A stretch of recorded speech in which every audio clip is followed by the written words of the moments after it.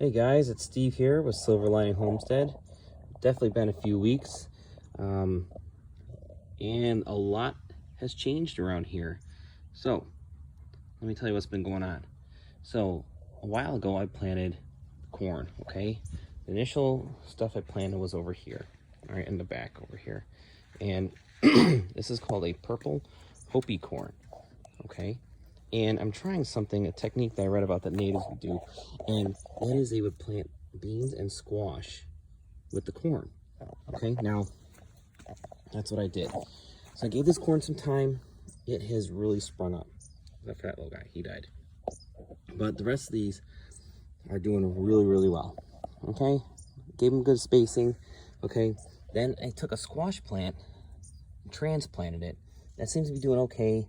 Yeah, it was a little hot, but it's got some growth. We had a bit of a storm here today. What I'm going to do is I'm actually going to pull these two right here and just toss them, get rid of them. Let's see. Yeah, whatever. The dog can eat them. So that way that has some space, okay? Because I want that to grow. These ones are a little close, but I'm going to let those go for a couple days, see which ones grow strongest. Those are all a black bean that I'm planting alongside this corn, because beans are supposed to give nitrogen in soil, which will help the corn. The squash will help cover the roots and provide shade, and also help reduce, I should say, the amount of weeds that are grown in here. Okay, so everything seemed to be doing quite well.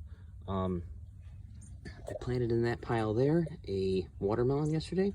It's gonna take time for that to grow, okay, and sprout. Everything else is doing okay. Little squash plant over there next to the turnip, which will be making seeds this year. What else here? We have I forget what those are called, but those are a flower that comes out in the fall time. Pretty popular in the country. My wife's flowers here are just shooting up. Look at this little guy. It's struggling, but let's see what happens. The frost we had, well, not frost, but cold night we had just kind of did some damage around here.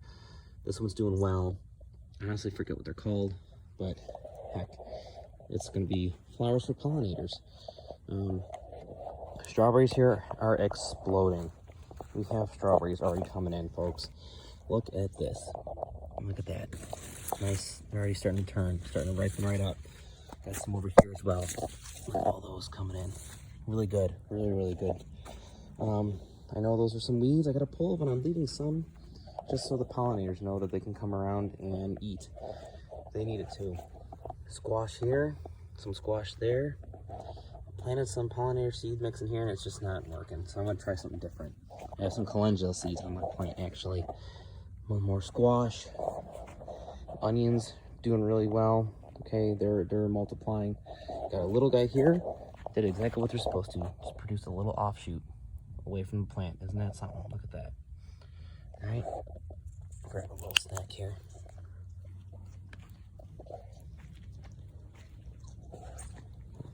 I don't know about you folks, but I like fresh onion. So, delicious.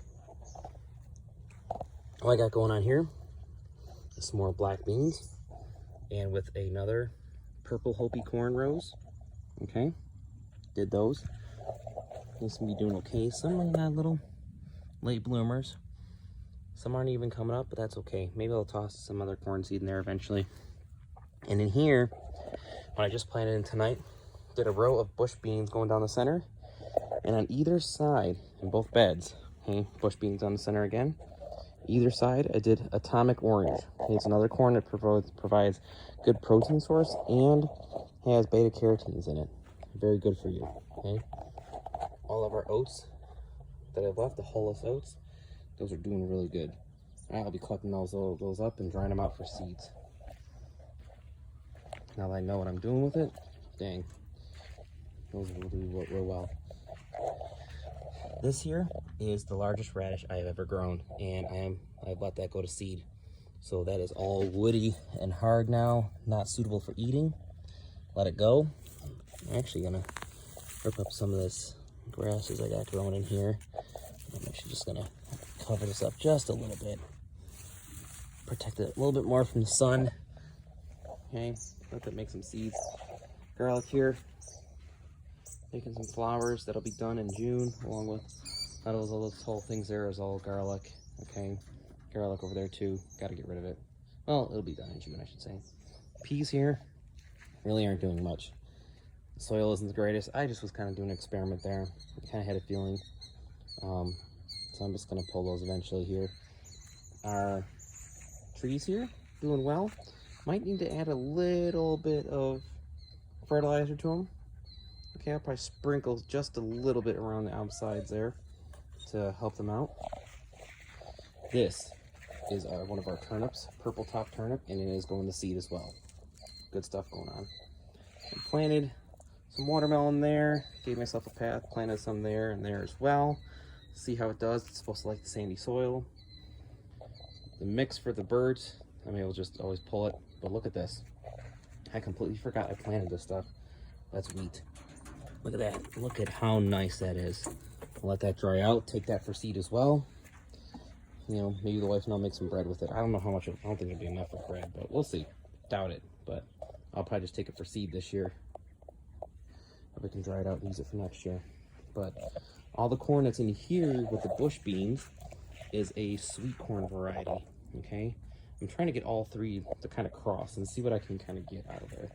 And then our blueberry bushes, look at this. They are producing, look at that, doing well. They might need a little bit of fertilizer themselves too, because you know, the soil isn't the greatest here, but we're working on it. Like I said, we had a massive rainstorm come through and knocked over some of my potato plants, but they'll do all right. They will bounce back. So that's all I have for now for the update. I got to go and make some food for the birds. All right, so what I'm doing for the birds is I'm taking some rainwater I got here from my barrels, and I go and mix it with their food, and I ferment their feed. It's supposed to prolong it, and it really has. And those birds over here, their egg production has shot through the roof because of it. So what I did is I gave them a little Tupperware container, cut some holes, and that's how they eat it now. And these little suckers are giving me eggs all the time. Look at them back there. I'll collect those in the morning. And I have to rake their cage out in a couple days here. Get all that garbage out of there. Throw it in my compost bin. Like, do its thing. Okay. Same with this group over here. They like it too. Oh, a little excitement. Okay. Oh, what I planted here is I planted some gourds that'll vine up. Figure I could use the pen here, touch, whatever the heck you want to call it, as a natural way to let it vine up as a trellis. Then I threw some seeds down for a mix. Oh gosh, what is it called? Forget what it's called. Oh, I made millet. Threw some millet seeds down because dried out is bird food. So you want to think of, you know, planting food for your critters there too. Whether, you know, cats, dogs, you know, even your birds. You got birds producing eggs for you. Make sure you have a good mixture that will, you know, help them in their production and also keep them alive. Okay, that's all I got for now.